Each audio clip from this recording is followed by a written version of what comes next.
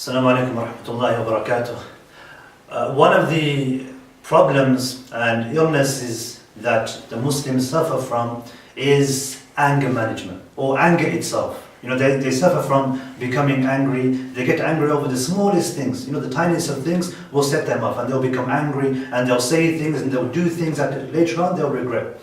And this is something which can be very harmful to the person himself, because of the way he's feeling, because of the way he's acting. That anger boils up inside of him, and it has a negative impact on his soul and on himself, and even with the things that he does as a result of this anger, that can cause harm to him and the people around him. When a person becomes angry, he's not in control of his own body. He's not in control of what he's saying. So a person, when he becomes angry, he might start to say something which later on he'll regret. And how many times have husbands and wives argued with one another, and they've said things that they've later on regretted? Or for example, friends, they argue with one another, or family members, and they regret what they said at that moment of anger. And if only they could control this anger and find a way to make this anger subside, so that they wouldn't have to have these issues with their spouses, or with their family members, or with their friends. So anger causes a lot of problems. The things that you say when you're angry, even the things you do. A person may harm his Muslim brother or her Muslim sister because of anger, because of this anger that breathes from inside of him. So we know that anger is something which is from the shaitan. We know that this is something which is an illness, and is something which Muslims suffer from. So the question is, how can we overcome this illness of becoming angry? What things can we do from an Islamic perspective to stop ourselves from becoming angry? And if we do become angry, to make sure that we don't cause too much harm to ourselves and to others.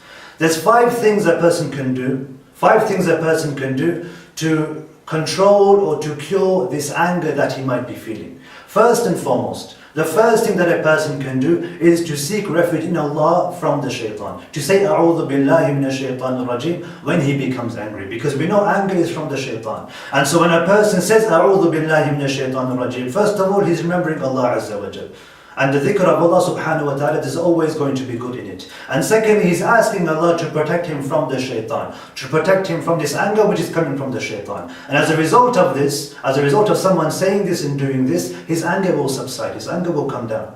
Another thing a person can do, as the Messenger of Allah ﷺ, he said that if a person becomes angry and he's standing, then he should sit down. Why should he sit down? Because when a person is standing and he becomes angry, he might do something that he regrets. He might, because he's not in control of his own actions, he might hit someone, he might strike someone, he might pick up something and throw something. Because he's in the state of anger, he might do something that he'll later on regret. And that's why the Messenger of Allah ﷺ told us, if we're standing, then we should sit down. And if the anger doesn't subside after this, then he should lie down. If he's sitting down and he's feeling angry, he should lie down, so that the anger doesn't represent itself in a negative way by him doing something physical.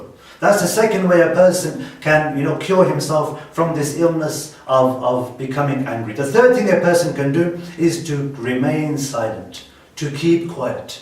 Because we know when a person becomes angry, he says things that he'll regret in the future. He'll regret what he says after his anger has subsided.